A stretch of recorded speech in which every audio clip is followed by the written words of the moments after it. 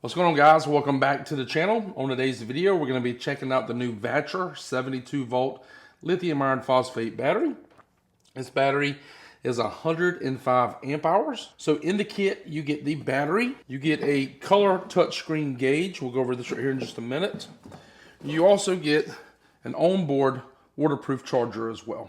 Now on the battery, we're coming in just around 11 inches tall, and that 11 inches should also cover the handles up here that's got a spring-loaded clip. The width of the widest point here comes in at just under 22 inches.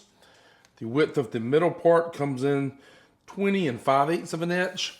And back down here you have feet on both sides that's welded right at 22 inches there as well. Now the battery has these, looks like angle iron with some cutouts here, and it comes with hardware that you can mount them down to your application. Let's go over the width of this right here battery. We're coming in just at 10 3/4 inches wide. All right, so we got the battery turned around. Let's go over the business end of the battery here. We're gonna start on the left-hand side. We have a female threaded port here for your power. You have an on and off switch, a Bluetooth antenna, RS485 port. This is for the gauge that's included with the system. We have a spot here that's a vent. We also have the negative portion here. And what we have connected is included with the kit. And this right here is just going to be your charger connector, since you can mount your charger on board of your golf cart. All right, so let's go over the gauge here. This is a color touchscreen LCD gauge. We're about to plug it up. The amount of cable that comes in the package here is around 10 feet in length. So it fits most golf carts. You have an RS485 connector on here. It'll only go one way. As you can see, there's bumps or notches on the end of the connector. Plug it in here, turn it until it falls into place. And once it falls into place, you'll know it, like so. Go ahead and tighten it down to the battery so it won't come loose.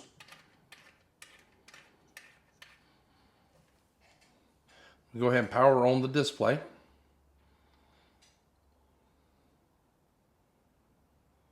The display has 3 different pages. On the first page, it's going to show you your percentage of the battery. It shows you the amperage at the top right in real time, the voltage of the battery, the temperature of the battery, and the time to empty. Page 2 is touchscreen, by the way. You have a discharge and a charge function switch here. So if we want to turn the battery on or off, we could. We just hit discharge off. The battery makes a sound. Status goes from normal to locked. We want to do the opposite, turn it back on, just hit the switch there, status is back to normal, and we're done. We have a battery right here that shows you the capacity of the battery, shows you how many times it's been cycled here, shows you the temperature of the battery as well, and the status is normal. Page 3, it shows you all the cells in the battery. So right here shows you 15 cells, but I think there's like 22 cells in this battery, and if you hit this right here, page right, it goes and shows you the other 22 cells. So that's the LCD screen all in a nutshell. Very easy. It also has a spot where you can use to mount here to your golf cart. And comes this little bracket here. Looks to be powder coated. This right here is the back of the gauge here. So this right here connector will only go one way. And that's the gauge. Now the charger that comes with the kit is an onboard charger, and it's waterproof. You have an input power cord and an output. The output has this end on it here, which mates into the battery in here as well. Just snap them together like so, and it's done. The input power cable comes with roughly 12 feet of length of power cable. In case you wanted to mount this in your garage, you could, and plug it to the wall, and then you could just connect this right here to the battery when you want to charge it. However, it is an onboard charger, so if you wanted to mount it on board, you could do that as well, and it won't affect it with the weather. Another thing here on the back of the smart charger, we'll go over the features here. It is a 79.2 volt charger, 25 amps max. It's got your polarity, and it shows this right here is for a 22S lithium iron phosphate battery. The kit also comes with these covers here, one positive and one negative for the terminals. On the side, you also have 8 longer bolts to help mount this right here down to your golf cart frame.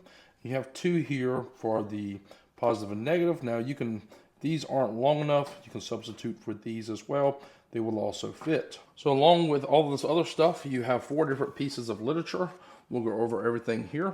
This is going to be a golf cart battery connection diagram. So if you're installing this right here and you got some questions, you can look at this diagram here to see how everything works. Shows you a golf cart battery installation tutorial there, and you can register the warranty with that QR code there. Now you also have a warranty card that you can fill out. There's a QR code there as well and send in. This right here is the warranty policy. It states we provide a 5-year warranty for all batteries when used correctly in accordance with the manual instructions. So you have a 5-year warranty with the Vatrer battery. Now on the instructions here of the app, this right here is showing you how the app works and how you can download it on your smartphone, and it works with Android and Apple phones. This is kind of like an overview of the battery here. It says catalog. Everything is in English. Tells you a little bit about everything. Tells you a little bit about the battery here. The cell model is LF 3.2 volts, 105 amp hour cells. It's got a charge voltage of 78.1 volts, a discharge cutoff voltage of 55 volts, nominal voltage is 70.4 volts, minimum capacity is 105 amp hours, nominal capacity is 105 amp hours, nominal energy is 7,392 watt hours, continuous charge current is 55 amps, max charge current is 100 amps, max continuous discharge current is 200 amps on this battery, peaks around 400 amps for 35 seconds, and it weighs around 132 pounds. Shows you some other things about the battery here, shows you dimensions, talks about the packing list, and so on. We already went over the screen here, but if you wanted to look at this right here, you can as well. So there's the battery. The very top of it shows you your voltage, your amp hours, and your watt hours. It also says if you're leaving for 5 days or longer, pack must be shut off. Down here in the white, it's got some do's and do nots. One of it says do not disassemble.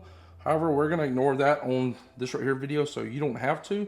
I'm curious to know what the inside looks like and how well it's built.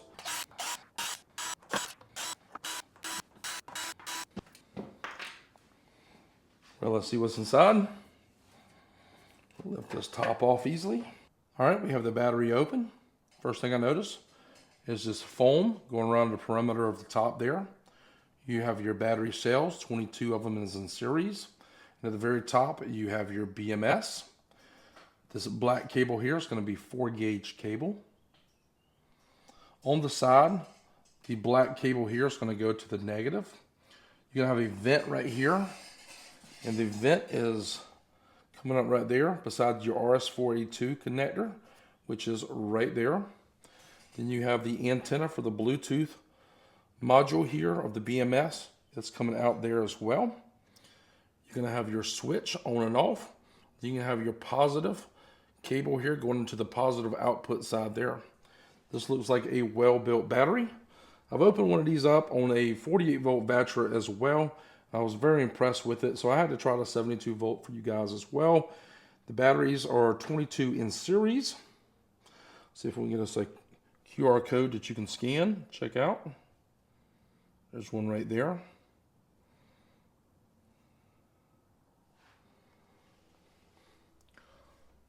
Looks like some temperature sensors right there on the battery. Here's one as well. What do you guys think? I think this looks like a well-built lithium iron phosphate battery. And I like to open the batteries when I know I'm not going to destroy them. That's why I don't open every battery, but the batteries that I can open and not destroy, I will. Now this battery should fit most golf carts with very few or minor modifications. But on today's video, we're going to place this in a 2014 Club Car President. Now before you hook the power wires up to the battery, be sure the golf cart is in the tow position if you have a golf cart equipped with a run tow switch. And once you have your main positive and negative cables hooked to the battery and to the golf cart, you can use a 13mm socket to snug everything up. Now we need to go ahead and plug up the RS-485 connector.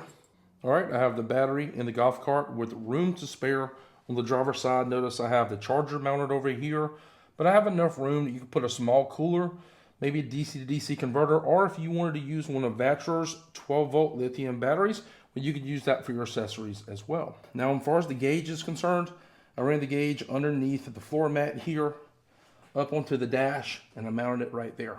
Next, we can go ahead and flip the tow run switch back to the run position, turn the battery on, and we should be good to go. Now, most golf carts are 48 volts. However, if you have an aftermarket motor controller set up, you can do 72 volts in some. Just follow the requirements of the motor controller you purchased. If you have an LSV, 72 volts works in the LSVs as well.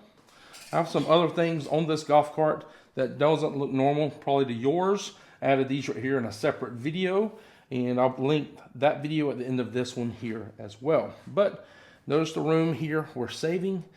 Since the battery only weighs 130 pounds, we're probably saving, you know, maybe about 220 pounds just on today's video by installing this right here, lithium iron phosphate battery. All right, guys, so I wanted to include the range tests that I've performed with this battery and with this golf cart in this video, so you don't have to wait and watch that at a later time, or you don't want to have to sit through that and just to see, you know, the kind of range that I got. So I did two different range tests. The first range test here, the weather was like in the 70s, beautiful, sun shining, warm weather, just what I love right here in South Carolina.